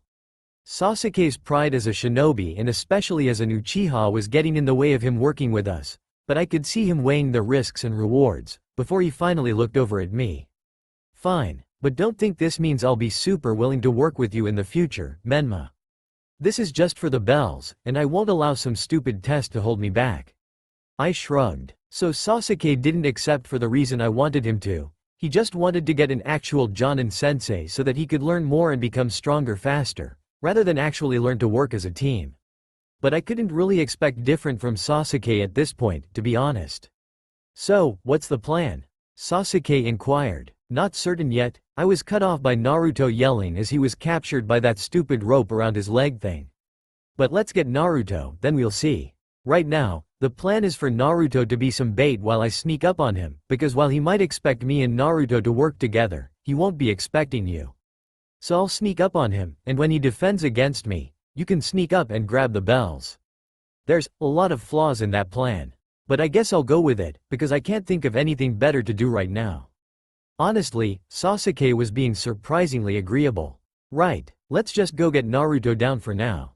Line break. We waited around for a while, until Kakashi decided to come and get one of us instead of waiting around with Naruto. After he left the area, Sasuke threw some shuriken to cut the rope Naruto was hanging from. Naruto fell down screaming, and hit the ground with a thud. Damn it, that hurt Datbeo. Shut up Naruto, I said quietly but forcefully as I landed with a thud next to him. Or do you want Kakashi-sensei to come back and give us all an ass-whooping? Naruto's face went red, before he looked away and mumbled something that sounded suspiciously like, he's not that tough. I rolled my eyes. Right. Anyways, what the hell Naruto? What happened to, follow me once the survival training starts huh? Naruto's eyes widened before he started to look sheepish and scratched the back of his head. Well I forget, Datbeo? Naruto said lamely. I sighed. Damn it Naruto, whatever. Come quick, I have a plan. We ran back to where Sasuke was waiting with a stoic face, but he scoffed when we stopped in front of him. I was wondering why you guys were taking forever. Whatever. So what's the plan? What? Plan? What plan? There's only 2 bells, and there's no way in hell I'm working with Sasuke Teme. Naruto said, sticking his tongue out at Sasuke. Sasuke's eyes narrowed. You know what? Why am I even agreeing to work with this dobe? There's no way he can do anything. You saw his fight with Kakashi-sensei. This dobe won't be able to do anything. What? You take that back, Teme. Naruto screamed at the top of his lungs. God damn it Naruto, calm down. Kakashi-sensei will be here any second now that you yelled like that. I said, facepalming. I just couldn't get anything to work right, could I? Well, you can blame the dobe for that one. Sasuke said, smoothly. Why you? I'll show you. Let's fight, right here. No. I snapped. Hell no, we're passing this test one way or another. Now Naruto, just listen to me damn it. We're not gonna get a bell alone, so we're all gonna attack him at once. We'll sort out the details later, but for now just go along with it. But, no buts. Naruto, just trust me here. Sasuke, go hide before Kakashi gets here. He should be here by now, but I think he's just strolling along. I'm gonna hide too. Naruto, when Kakashi gets here, challenge him to a fight again. I didn't give Naruto a chance to respond, because both me and Sasuke dashed off quickly to find a place to stay put. Honestly, this team was so dysfunctional it gave me a headache. Well, just here by yourself again? How exactly did you get down from the rope? And, you're not about to just challenge me by yourself again, are you? I heard Kakashi say, in a ridiculously lazy voice. Oh yeah I am. I heard Naruto say, already getting worked up. Kage Bunshin no Jutsu. Naruto said, as some smoke appeared, and when it cleared there were 7 other Narutos standing there. Get ready to be beaten by Uzumaki Naruto's amazing shinobi skills. Naruto stated confidently. Oh no, I'm absolutely terrified. However, will I manage to get out of this one? Kakashi said, completely sarcastically. Meanwhile, while Kakashi's attention was on Naruto, I was slowly working my way towards the bells from behind him. I started to reach out. Almost there. Almost there. But, just as I was about to touch the bells, Kakashi grabbed my hand. Now, we'll have none of that, he said, throwing me over his head, as I steadied myself to land right next to Naruto. I grinned at him. You ready to go at him? I asked. Oh you bet. All 8 Narutos shouted. Then let's go. And with that, the 8 Narutos and I ran towards Kakashi and started to fight him. Kage Bunshin no Jutsu. I yelled as I got near Kakashi, pushing more than the usual amount of chakra into the technique, to create 20 clones. I wasn't the best, but I wasn't a slouch in taijutsu.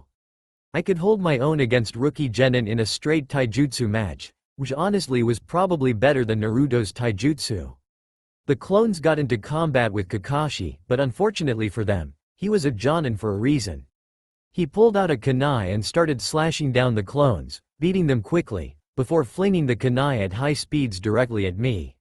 My eyes widened. Shit, I thought, as I used the Kawarimi to switch with the closest thing to me, which just happened to be one of Naruto's clones. I realized that that was the last one, and looked up at Kakashi, who had just kicked down the real Naruto.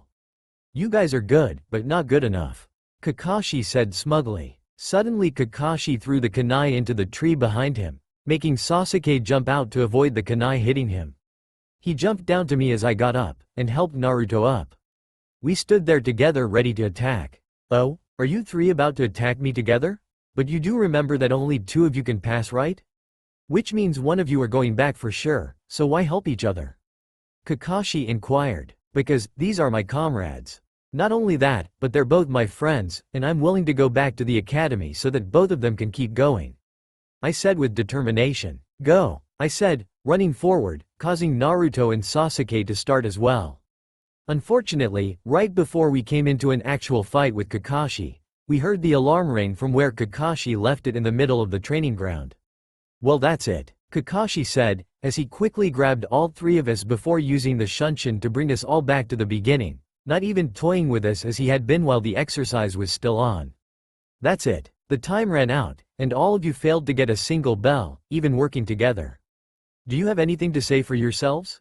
"Yeah, I do," I said. "We worked together, and I wasn't about to let either of my friends go back without me.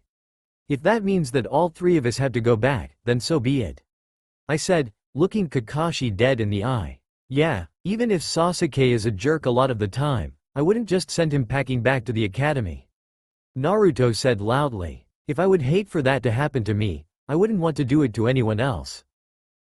We did what we could, and if we have to go back, then we have to go back," Sasuke said, and I guess that was as much as I could get out of him. "Is that really how all of you feel?" Kakashi asked, looking us all over once. We all gave him a firm nod. "Well, if that's the case, then I guess you pass," Kakashi said, giving us an eye smile. Naruto blinked once, twice. "Wait, what?" Naruto yelled. "Then what was the point of this whole test? I'm just not getting it. We didn't get the bells, why did all three of us pass?" Sasuke just smirked, as everything was finally starting to make sense to him. "Dobi, of course you wouldn't get it, the point of the test wasn't to get the bells, it was to display teamwork, which I suppose just so happens to be what Konoha prides their shinobi on having." "Yes, that is true," Kakashi said proudly. "And there will be times when you must weigh the scales, and decide upon either completing the mission or saving a teammate's life, even if you might fail the mission. And if that choice ever happens to any of you, I just want you all to remember one thing. In the ninja world, those who break the rules are trash. But those who abandon their friends, those people are worse than trash." I smiled contentedly at Kakashi. That had to be one of my favorite quotes from the series, honestly. How great of a quote was it? And to celebrate, we should go out to eat somewhere. Forget about the 2 bento boxes. "Where do you guys want to eat?" Kakashi said happily. "Ichiraku ramen, Ichiraku ramen." Naruto started chanting like he was part of a cult, which made me start to laugh. "We better go there, sensei, or else Naruto might have some sort of fit." "You fine with that, Sasuke?" I asked. Sasuke simply said, finally getting back into Uchiha mode, now that the test was over. I smiled. Ichiraku's it was, I suppose. Kakashi Pav. Honestly, I felt pretty good as I made my way to the Hokage Tower after eating with the 3 brats that I was now in charge of. They passed my test with flying colors, and it seemed like Menma was the only reason it happened. That boy was interesting, he'd give him that. First the chakra chains, and now that speech that he gave that made the other 2 talk? He'd be keeping an eye on him. Walking into the Hokage's office, he noticed all the other Junin sensei were there too. The Hokage eyed me steadily as I walked in. "Well, now that everyone is here, we can begin the meeting, 3 hours late, again." The Hokage deadpanned, staring straight at me. Ma, there was a ladder alongside the road, so I had to take the long route around to avoid it, going under ladders is bad luck, you know," I said, giving everyone an eye smile. After the initial sweat drop, everyone regained composure. "Now then," the Hokage said, "let's begin reports. Which teams failed and which teams passed?" The first bunch of sensei went and reported that all their genin had failed the exam, then it was his turn. "Team 7, the Hokage said, pass or fail? Do you even need to ask, Hokage-sama?" asked Asuma. "It's obvious he failed them. he never takes on any students. Yash, my youthful and hip rival, it is very unyouthful of you to keep turning down such earnest students who are ready to learn. Guy said, obviously very ecstatic about everything. They passed, Hokage-sama. I said in a completely uninterested voice. Almost everyone's eyes widened in shock. They passed your exam? Asked Kurenai, obviously unbelieving. Guy, on the other hand, was crying anime tears. Yash, my eternal rival. You must have 3 very youthful students if they are able to pass your hip test and become your students.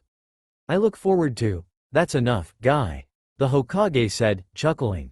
Team 8, pass or fail.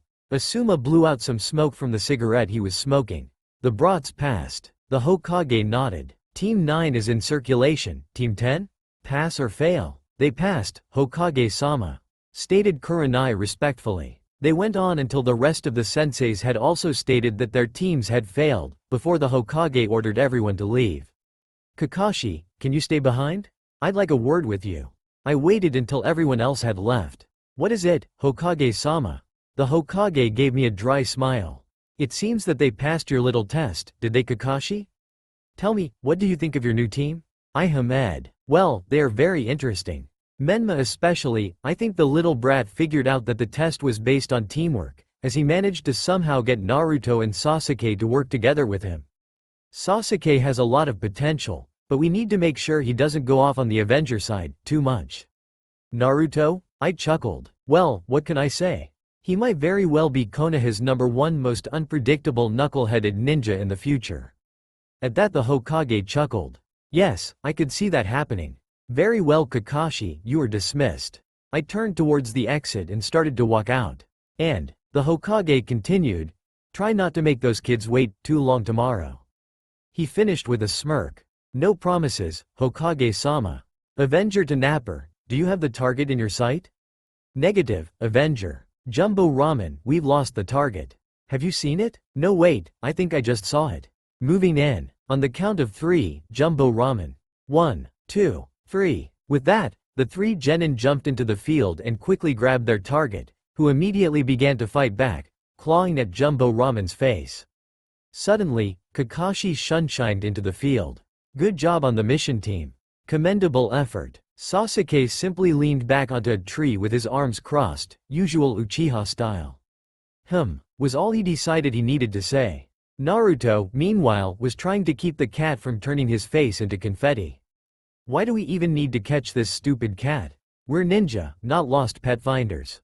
Menma, meanwhile, simply sighed and muttered something about how he hates doing menial chores for others.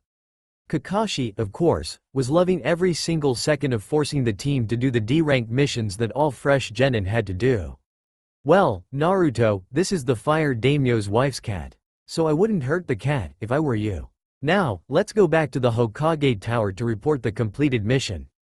Naruto paled as he was basically strangling the cat at that point, before holding it in a much less constricting way. Line break. Naruto had a smug look on his face as the cat was basically crushed in the giant woman that was hugging it. Serves that dumb cat right, dat bayo. Naruto said when the woman left the home with her cat. Kakashi walked out with 3 small slips holding their share of the D-rank pay. Here's your pay, my cute genin. Kakashi said with an eye smile. Let's go ask the Hokage for another mission.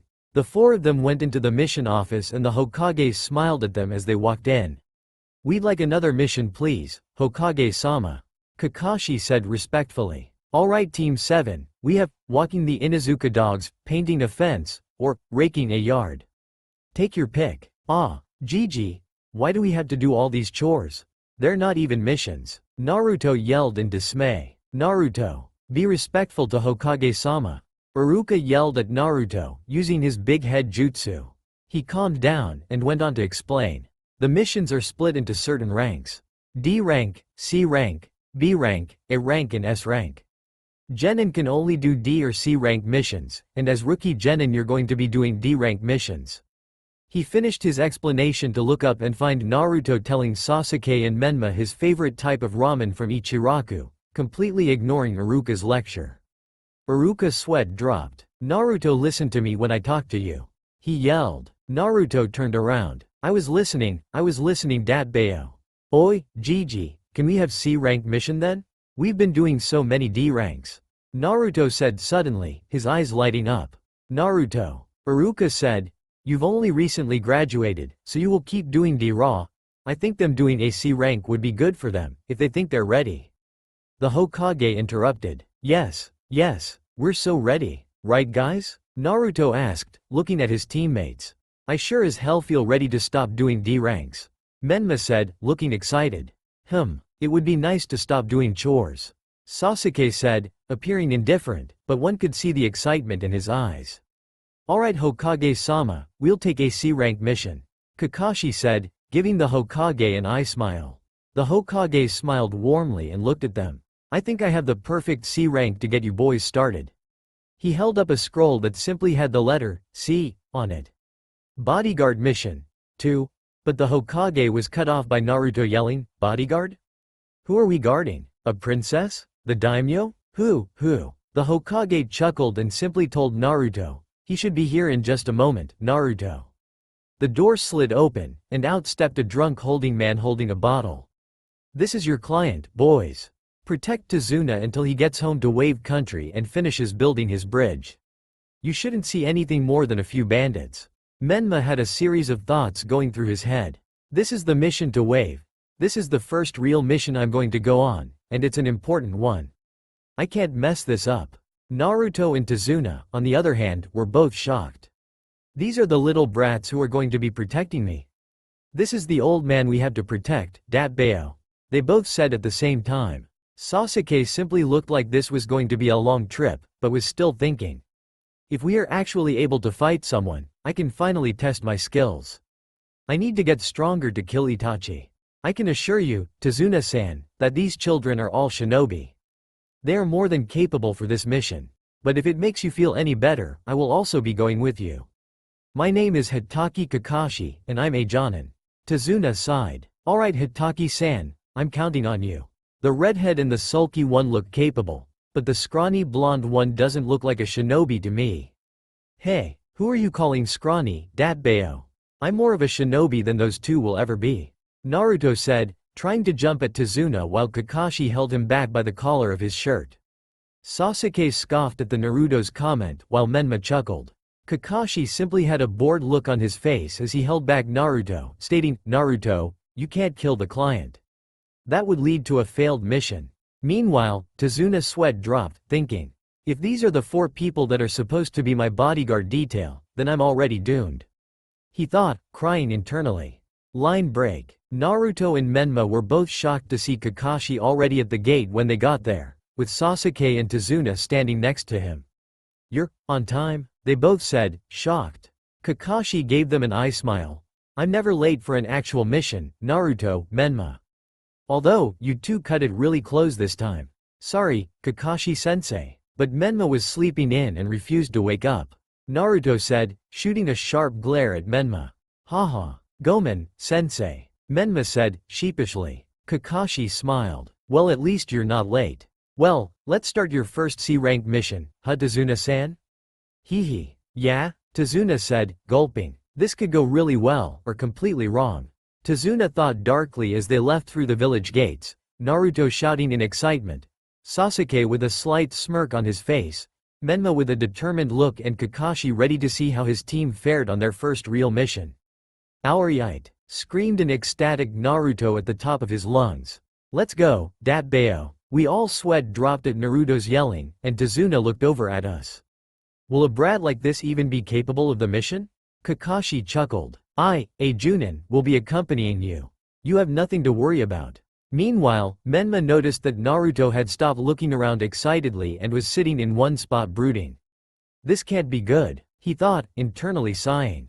I'm beginning to see why Shikamaru thinks this whole world is troublesome. Suddenly, Naruto swiveled around and pointed at Tazuna, shouting, Oi, Gigi. Don't underestimate me, I'm a great ninja. I'm the elite shinobi who will become Hokage one day. My name is Uzumaki Naruto, remember it? Tazuna meanwhile simply took a swig of his booze. The Hokage is the village's #1 ninja, right? I don't think a brat like you could become one. Naruto grew a tick mark on his forehead at that. Shut up, he yelled. I'm going to go through any hardships to become Hokage, and when I do you'll have to notice me, Ibeo. In response, Tazuna simply took another sip of his booze and gave Naruto a glance. I won't, brat. That is, even if you become Hokage. Kakashi quickly placed a hand on Naruto's backpack before he could jump at Tazuna again, shouting, I'm gonna kill you. Kakashi gave Naruto a stern, stop it, idiot, while Naruto yelled over him, at least let me hit him once. While Menma and Sasuke both stood at the side, rolling their eyes at Naruto's antics. Line break. It seems without Sakura here asking all the questions, nobody really had a reason to talk during the trip. Menma reasoned as they all walked for a long time in complete silence. Out of the corner of his eye, Menma saw Kakashi glance down at a puddle of water as they passed by it. Menma, of course, had already spotted it, knowing exactly what was hiding under there. As they walked by it, chains shot out of the ground and wrapped around Kakashi. As the chains pulled, Kakashi was completely eviscerated. First one, down, the attackers said quietly. Kakashi-sensei. Naruto yelled, his eyes widening. The attackers appeared behind Naruto, whispering, second one. As the chains were about to wrap around Naruto, Sasuke quickly jumped up and threw a shuriken at the chain, pinning it against the tree, before also throwing a kunai at it to keep it stuck there. It won't come out, the two attackers said, worried, but just then Sasuke landed on their gloves, before kicking them both down. The attackers both quickly hopped up, and took the chains off their gloves and sprinting off, one heading right for Tazuna and one heading right for Naruto. But as the one was heading towards Tazuna, Menma used the Kawarimi to switch with a pebble not too far from the man, before twisting and kicking the attacker right in the face, causing the man to fall down. Sasuke, seeing that Menma had took down the other man, focused on taking down his opponent, before Kakashi appeared and grabbed Sasuke's opponent in a choke hold. With both men knocked out, Kakashi spared a glance at Naruto. Naruto, sorry for not acting earlier. I got you hurt. Although, I didn't think you wouldn't be able to move. With that, Kakashi continued walking towards Tazuna. Along the way, he spared Menma and Sasuke a glance. By the way, good job, Sasuke. You too, Menma, it was good that you didn't forget your client and stood by to protect him, and then did when the enemy attacked. Naruto meanwhile was staring at both of them. How were they both able to fight so well in our first real battle? Weren't they scared at all? Oi! Naruto heard Sasuke yell at him, you're not hurt are you? Scaredy cat? Naruto. He heard Kakashi yell before Naruto could do something stupid. There's poison on these guys' nails. We have to get it out right away. What? We have to open the wound and take out the poisoned blood. Don't move much, by the way, or the poison will spread through your body. Meanwhile, Menma was having a slight conversation with Sasuke. Did you really have to call him a scaredy cat? I wish you would stop antagonizing my brother. Sasuke merely shrugged. You did good. The Dobi was so scared that he couldn't even move. I simply say it like I see it. Menma simply sighed at that. By the way, Tazuna-san. They heard Kakashi say, I need to talk to you. These guys are Chunin-level ninja from Kirigakure, and are known to keep fighting no matter what happens. How did you detect our plan? One of them asked. It hasn't rained for a few days, and it's been pretty sunny and warm since then, so there shouldn't be a puddle of water. A rookie mistake. Kakashi said, bored. Then why did you let the brats fight if you knew they were there? Tazuna asked. If it were up to it, I could have killed these two in a split second. But, I needed to know who the target for these two were. Kakashi said, sending a look at Tazuna. What do you mean? Tazuna said suspiciously. I mean, were they after you, or perhaps after someone from our ninja group? We haven't heard anything of you being targeted by other shinobi. The request you put forth was protection from armed attackers, like bandits or thugs. This mission though, is at least a B-rank mission. Kakashi said, glaring at Tazuna. Our mission was to support and protect you until you finished the bridge. But if ninja are our enemy, this mission would have been an expensive B rank. In other words, this was not part of the mission. After a moment or two, Kakashi looked at Naruto. Well, this sure is a burden. Let's get back to the village and get Naruto cured. Naruto looked shocked, before adopting a hard look. Taking out a kunai, he quickly stabbed himself in his own hand, spraying his blood everywhere. Why am I always so different? Why am I always, damn it? Naruto muttered, just loud enough for us all to hear. I should be stronger. I practiced so much, trained every day, and done so many missions. Naruto's resolve hardened as his blood dripped onto the ground. I will never do something that requires others to help me. I won't give up, and I'll never run away. And I won't lose to Sasuke. Naruto finished in his head. I vow that to this pain in my left hand, Dat Bayo. I'll protect the old man with this kunai. Naruto turned around and gave us a smirk. This mission is still on. Naruto, it's nice that you took out all that poisoned blood with so much spirit. Kakashi said in an even tone, but you'll probably die of blood loss if any more comes out. At that, Naruto began sweating profusely. Kakashi seemed to appear right next to him out of nowhere, and whispered, "It's probably better if you stop." Naruto's eyes widened, and he started running around screaming, "No, no, no, no. I can't die like this. Not like this. Naruto, show me your hand. Help me." Sighing, Kakashi grabbed Naruto's hand to check out the wound, but to his shock it was already healing, already closing itself. Is this the Kyuubi's power? He asked himself as he wrapped up the wound. Well, let's just wrap that up, and then we can head back to Konoha to tell the Hokage that the mission is out of our league.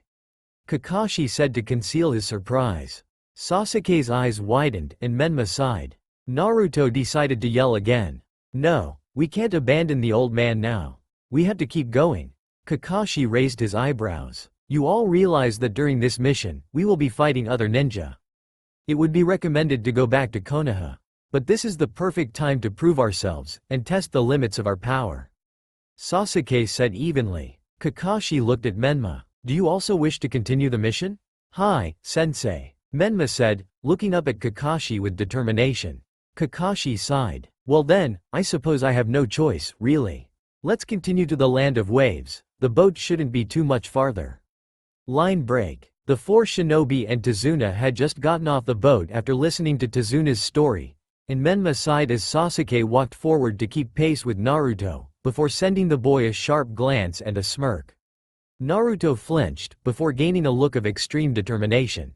This can't be good, Menma thought. Suddenly, Naruto ran forward, and looked around really quickly, before whipping a kunai out of his pouch and tossing it into the bush, shouting, there. Naruto slowly stood up. Ah, it was just a mouse. Menma looked at Naruto with a bored look. Naruto, please don't throw your kunai around aimlessly. You'll only kill innocent animals? He's right, Naruto. It's dangerous, Kakashi said hurriedly, while Tazuna yelled at the top of his lungs, you dwarf. Don't scare us like that. Someone's hiding over there, or is he hiding over here? Naruto said, running around while the rest of the group simply sweat dropped at Naruto's antics, while Sasuke looked on with a slight smirk. However, watching Naruto, they failed to notice the mist around them thicken and become laced with chakra. Kakashi stood there looking at Naruto, but then his eyes widened as he heard the wind whistle, almost sounding like a weapon. Everyone, get down, now, he yelled, taking Menma and Sasuke down with him as Naruto and Tazuna ducked, while a large sword flew over their heads and embedded itself into a tree. Then, a man landed on top of said sword, glowering down at the group of shinobi and his target. Oh my, you must be Momochi Zabuza of Kirigakure. To what do I owe this pleasure? Kakashi asked, in a welcoming tone. Naruto then ran forward to attack Zabuza, but was stopped by Kakashi. Stay back, all of you. You're out of your league in this fight. What? Why? Naruto yelled. He's way different than the ones we met before, Naruto. Kakashi said warningly. If he's our enemy, I can't win like this. Kakashi thought, slowly lifting up his headband. Well, I'll be damned, if it isn't Copy Ninja Kakashi of the Sharingan, and a group of snot-nosed brats. I guess that's why the Demon Brothers got taken down so easily. Zabuza said, mockingly. Menma noticed Sasuke tense up and then glare at Kakashi when Zabuza mentioned the Sharingan. I'm sorry, but I'm going to have to ask you to hand over that old geezer that you've been holding onto. Zabuza said, obviously not expecting that to actually happen. The Sharingan? What's that? Both Naruto and Tazuna were thinking, while Sasuke was simply brainstorming on how Kakashi could possibly have his famed bloodline. Everyone, Kakashi said sternly, breaking them out of their thoughts, form a circle around Tazuna. Protect him, and do not join the battle. That will be the best way to help me in this fight. Kakashi said, fully lifting his headband, and glaring at Zabuza with his fully evolved Sharingan, 3 Tomo spinning lazily. "Oh, I'm honored that I can finally see the Sharingan that I've heard so much about," Zabuza said, turning around and staring at Kakashi, careful to avoid his single Sharingan. "Now let's begin." "Arg!" Naruto cried out. "Sharingan, Sharingan, everyone keeps saying it, but what is it, Datbeo?" "Sharingan," Sasuke whispered, just loud enough for the others to hear. "The eye creates it, and it holds power in its pupil. People with dojutsu have eyes that can see through any genjutsu, taijutsu, or ninjutsu and cancel their effects. Sharingan is one of those dojutsu. But that's not the only ability that the Sharingan possesses. Yeah, it can also copy techniques it sees." Menma finished lamely. "True, but it can also see how the enemy's techniques work, and that's how it recreates it," Zabuza said, looking down at them. "But anyways, let's cut the chit-chat. I just have to kill that old man and then be on my way." Tazuna's eyes widened, but just at that time Sasuke, Menma and Naruto surrounded Tazuna in a circle, kunai already drawn. "But Kakashi, it seems I'll have to kill you first," Zabuza said as he took his sword out of the tree and dashed onto the water. Channeling chakra into the air, Zabuza activated his hidden mist jutsu. He disappeared. Naruto yelled, surprised. "He'll go for me first, but be ready for anything," Kakashi told them seriously. The mist slowly got thicker and thicker, and eventually they couldn't even see where Kakashi was. Then a voice rang through the mist. 8 points. "WH what?" Naruto asked, surprised. "The larynx, spine, lungs, liver, jugular vein, heart, collarbone, and kidney. Now, which organ would you like to get struck at?" Menma grit his teeth. He was just trying to unnerve them, but damn it, it was working. Suddenly, a rush of wind came by and a portion of the mist vanished, revealing where Kakashi was standing, having sent a wave of chakra around to clear the mist. The air was heavy. Both Junin had unleashed their killing intent at each other, trying to intimidate them, and the genin could feel it bearing down on them. Menma froze, eyes widening. Naruto almost soiled his pants. Sasuke pulled out a kunai, just wanting this feeling to stop. "Sasuke," he heard Kakashi say, making his head bolt upright. "Don't worry, I'll protect the 3 of you with my life. I won't let my comrades die." "I don't know about that," came Zabuza's voice from the middle of their circle. Menma felt his eyes open wide as he froze. This is the end. Somehow, Kakashi appeared in the middle of the group faster than Zabuza could swing his sword, instantly plunging a kunai into Zabuza's chest, and out flowed the water?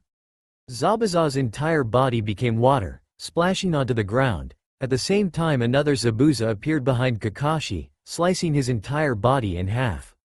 But Kakashi's body also simply splashed to the ground, now only water. With that, another Kakashi appeared behind the other Zabuza, a kunai to his neck. "But Zabuza only chuckled? You appear not to understand?" Zabuza spoke lowly. "You can't defeat me with only lowly imitations." Another chuckle. "But you are pretty good. It's just that, I'm not easy to defeat," said a third Zabuza, appearing behind the other Kakashi as Kakashi's eyes widened as the body he had his kunai to splashed onto the ground as well, and Zabuza swung at Kakashi with his sword.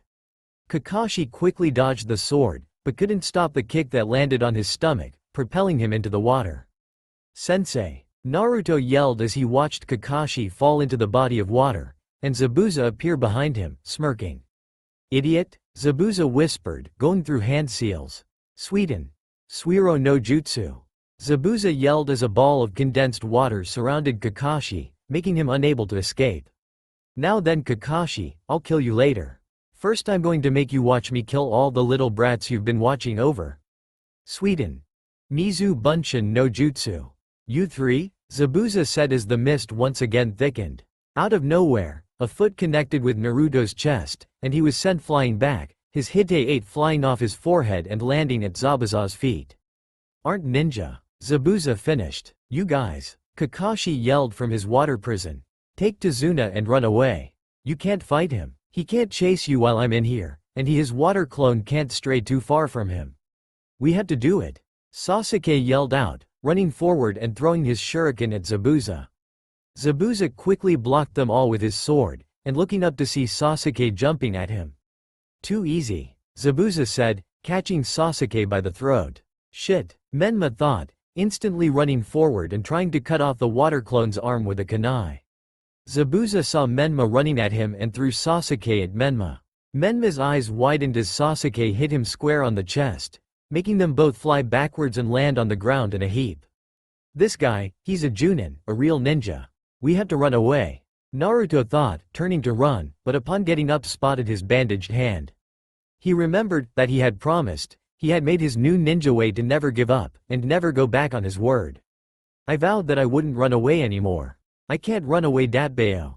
With a yell, Naruto got up and charged at Zabuza. Why you idiots? Stop and run. Kakashi yelled from the prison as Naruto ran up to Zabuza. HMPH. Idiot. Zabuza said as he watched Naruto run up to him. Instantly, Naruto was kicked back. Hard. Naruto. What were you thinking? We have to fight him Toge. Menma stopped. In Naruto's hand, he was clutching his headband in an iron grip. Slowly, Naruto got back to his feet, still clutching his headband. Hey, no brow. Put this into your bingo book. The ninja that will one day become the Hokage of Konohagakure. Naruto paused, tying his Hite 8 around his forehead. The Konoha-style ninja. Uzumaki Naruto Datbeo. Menma, Sasuke, lend me your ears. I've got a plan. Let's take this sucker down. Naruto said confidently. He came up with a plan in this situation? Sasuke thought, surprised. I can't believe you want to actually work as a team. Let's go wild. Naruto yelled. Zabuza simply chuckled. You seem to be quite confident, but do you really even have a chance at victory, brat? What are you all doing? Kakashi yelled from the prison. I told you all to run away. The outcome of this battle was decided the second I got caught.